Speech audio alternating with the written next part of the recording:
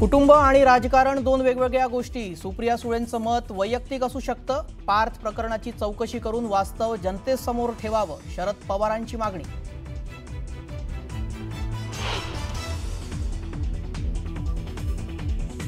काही न करता तुम्हाला फुकटात जमीन कशी मिळाली? पक्ष चोरले, आता शेतकऱ्यांच्या जमिनी चोरतायत.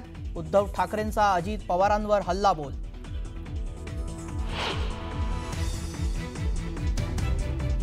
अजित पवार म्हणतात की व्यवहार झालाच नाही, मग तो रद्द करण्याची वेळ कशी आली? अजितदादांचं वक्तव्य म्हणजे joke of the day. Ambadas दानवेंचा टोला.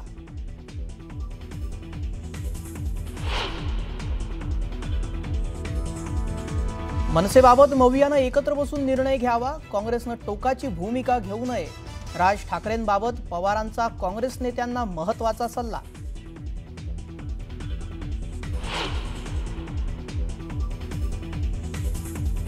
जमीन गैरव्यवहार प्रकरण गंभीर आहे, मात्र पार्थवर गुन्हा का नाही हे मुख्यमंत्रीच सांगू शकतील, शरद पवारांचं विधान.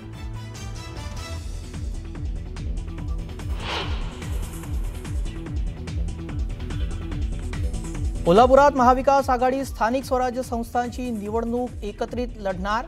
शिवसेना, विनायक राऊत आणि सतेज पाटलांमध्ये पार पडली बैठक, तर स्वाभिमानी शेतकरी संघटनाही सोबत.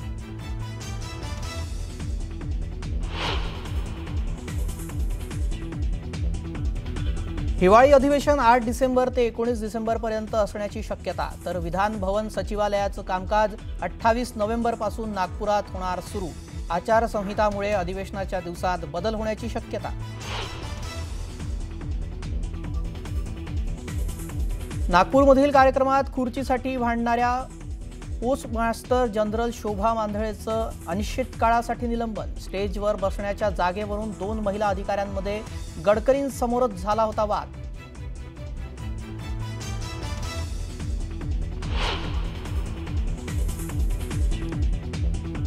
आणि मधुमेह आणि रक्तदाब असणाऱ्यांना आता अमेरिकेत प्रवेश नाही. रक्तदाब आणि मधुमेहींना व्हिसा, ग्रीन कार्ड देऊ नये अशा ट्रम्प यांच्या सूचना. आरोग्यावरचा सहकारी खर्च वाढत असल्याचं कारण.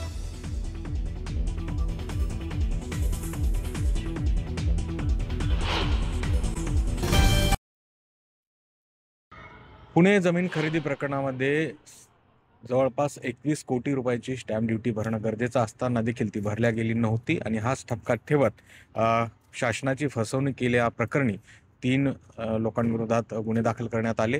मात्र हा सगळा प्रकार जो आहे, आर्थिक व्यवहार जो आहे, तो केवळ 21 कोटी म्हणजे स्टॅम्प ड्युटी पुरताच मर्यादित नव्हता, तर ही वतनाची जागा असल्यामुळे यामध्ये नजराना देखील भरणं गरजेचं होतं. नजराना नेमका काय असतो आणि तो किती भरणं गरजेचं आहे, तो भरावाच लागणार आहे का, जाणून घेऊया. आपल्यासोबत विजयजी कुंभार आहेत. खरं तर या सगळ्या प्रकरणामध्ये आता हे व्यवहार रद्द करण्यासाठी सरकार तत्परता दाखवते असं म्हणता येईल का? आणि हे करत असताना काल त्यांनी म्हणाले की 6 कोटीची किमान स्टॅम्प ड्युटी भरावी लागेल. हे एवढ्यावर पुरेसं आहे का? यापुढेही काही त्यांना आर्थिक दंड बसणार आहे? हे शासकीय पत्रव्यवहार आहे तो खात्रीशीर आहे असं मानलं जातं. याच्या जे मुंढवा प्रकरण आहे त्याच्यामध्ये जे पोलिसांना देण्याचे अधिकार एका अधिकाऱ्याला देण्यात आले होते पोलीस कंप्लेंट करण्याचे, त्याच्यामध्ये नजराना आणि स्टॅम्प ड्युटी असा उल्लेख आहे. आता त्या अधिकाऱ्यांनी तो नजराना हा उल्लेख का केला हे मला माहिती नाही, परंतु नजराना जर असेल, कारण ते अधिकाऱ्यांनी लिहिले म्हणजे त्यांनी काहीतरी विचार करून लिहिलं असेल, नजराना असेल तर मात्र ती किंमत फार मोठी जाईल, ते 1.5-200 कोटीच्या घरामध्ये जाईल.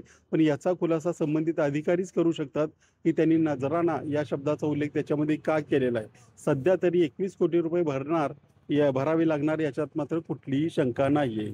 बरोबर. मग हे कॅन्सल डीड होईल, याची काय प्रक्रिया आहे आता? आणि या कॅन्सल डीडसाठी कोणाकोणाला उपस्थित राहावं लागेल?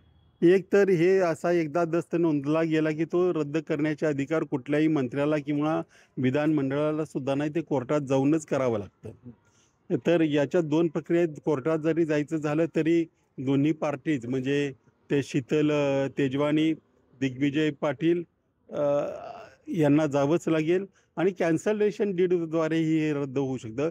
तर कॅन्सलेशन डीडसाठी सुद्धा दोन्ही पार्ट्यांनी समोर येऊन रजिस्ट्रारकडे ते रजिस्टर करावं लागेल. आता 2 ठिकाणी गुन्हे असताना ते हे सगळं कसं प्रकरण पार पाडणार हे मलाही माहिती नाही, परंतु सहजासहजी हे होईल किंवा नेते आपले म्हणतायत म्हणून हे होईल अशी शक्यता मात्र मला दुसरा महत्वाचा विषय तुम्ही पुढे आणलाय, ट्विटच केलंय की बोपोडीच्या जमीन खरेदी प्रकरणामध्ये आमेडे या कंपनीचे ही सगळी मंडळी दिसतातच, पण हेमंत गावंडे हे नवीन नाव समोर आलंय. तसं हे नाव जुनंच आहे. खडसेच्या जमीन घोटाळा प्रकरणामध्ये यांनी पाठपुरावा केला होता. आता मात्र त्याच अशाच एका प्रकरणात त्यांचं नाव आलंय. तर ते त्यांच्या नेमक्या काय चुका आहेत, ती जमीन देखील शासनाची होती का, काय तुमच्या निदर्शनास आलंय, काय मागणी आहे त्या प्रकरणात? ती जमीन देखील शासनाचीच आहे. पूर्वी कुळ कायदा होता पण ते सगळं रद्द झालं आणि शासनाचं नाव तिथे लागलं होतं. शासनाची तिथे डेअरी आहे, सुमारे 15 एकर ती जागा आहे. अशा स्थितीमध्ये ती जागा लुबाडण्याचा आणि पुन्हा त्या नवीन लोकांचं नाव लावण्याचा म्हणजे कुळांचं नाव लावण्याचा प्रयत्न झाला. त्याचं कुलमुखत्यारपत्र हेमंत गावंडे यांनी घेतल्याचं त्याच्यामध्ये दिसतंय. आता हे हेमंत गावंडे कोण आहे ते तुम्ही आत्ता सांगितलंच, परंतु मुंडव्याच्या प्रकरणामध्ये NCPचे लोक होते खरेदीमध्ये. त्यांच्याच त्या दुसऱ्या बाई होत्या शीतल तेजवानी. मुंडव्याच्या बोपोडीच्या प्रकरणामध्येही NCPचे लोक म्हणजे ते अमेडिया कंपनीचे दिग्विजय पाटील, शीतल तेजवानी आणि हेमंत गावंडे हे कुलमुखत्यारपत्रधारक आहेत. हेमंत गावंडे हे RSS आणि BJPशी जवळीक आहे हे वेगळं सांगायला ची गरज नाही. आता तो जर मुंडव्याचा व्यवहार रद्द केला असेल, तो राजकीय कारणासाठी केला असेल, तर तो व्यवहार सुद्धा आपला हा पुन्हा व्यवहार आहे तो रद्द करायचा, वाट मोकळी राहावी म्हणून केला असं म्हणायलाही आता जागा आहे. कारण याच्यामध्ये तुम्ही गुन्हा केलाय, आम्ही तुमचा माफ करतो, मग आमचाही गुन्हा माफ करू, कुणी काही बोलू नये, अशा पद्धतीची परिस्थिती निर्माण करण्याचा तो प्रयत्न आहे असं मला वाटतं.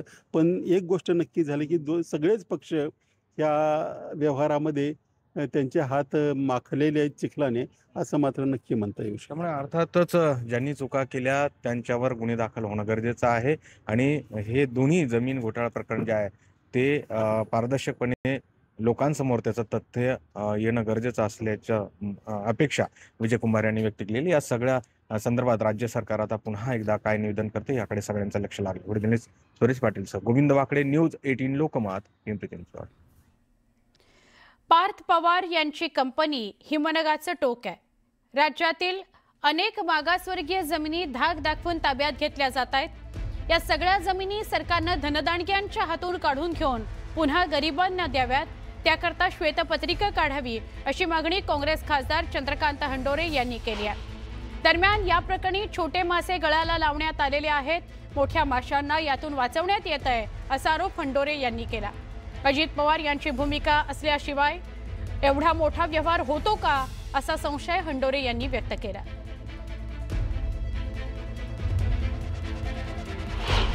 याच्यामध्ये आपण बघतोय छोटे छोटे मासे गळाला लागलेले आहेत, सगळे लावण्याचा प्रयत्न झालेले आहेत, मोठे मासे सेफ राहिलेले आहेत, तर त्यांच्यावर सुद्धा कारवाई करण्यात यावी अशी मागणी करतो. म्हणजे अजित पवार हा मोठा मासा आहे का? अजित पवारांना राजीनामा द्यावा का? अजित पवारांचा याच्याशी संबंध असल्याशिवाय एवढं मोठं प्रकरण घडतंय का? 2000 कोटीची शासकीय जमीन, महारवतनाची जमीन, ही जमीन 300 कोटीला देण्याचा जो घाट घालण्याचा प्रयत्न आहे, निश्चितपणे याच्या मागे भूमिका अजित पवारांची आहे. अजितदादा पवारांचा मुलगा पार्थ पवार यांची जी कंपनी आहे ते हिमनगाचं टोक आहे, परंतु गेल्या काही वर्षापासून अख्ख्या महाराष्ट्रामध्ये छत्रपती शिवरायांनी, छत्रपती शाहूराजांनी आणि ब्रिटिश सरकारनं महारवतनाच्या जमीन, इनामी जमीन आणि गायरान जमिनी या मागासवर्गीय समाजाला दिलेल्या होत्या. परंतु काही वर्षापासून या महाराष्ट्रातले धनदांडगे या जमिनी लुटण्याचं कट कारस्थान सातत्यानं गेल्या काही वर्षापासून सुरू आहे. या सगळ्या जमिनी या धनदांडग्याकडून काढून घ्याव्यात, याच्यावर सरकारनं श्वेतपत्रिका काढावी आणि या सगळ्या जमिनी पुन्हा एकदा या मागासवर्गीयांच्या ताब्यात देण्यात याव्यात. त्यासाठी नवीन पद्धतीनं शासनानं कायदा करावा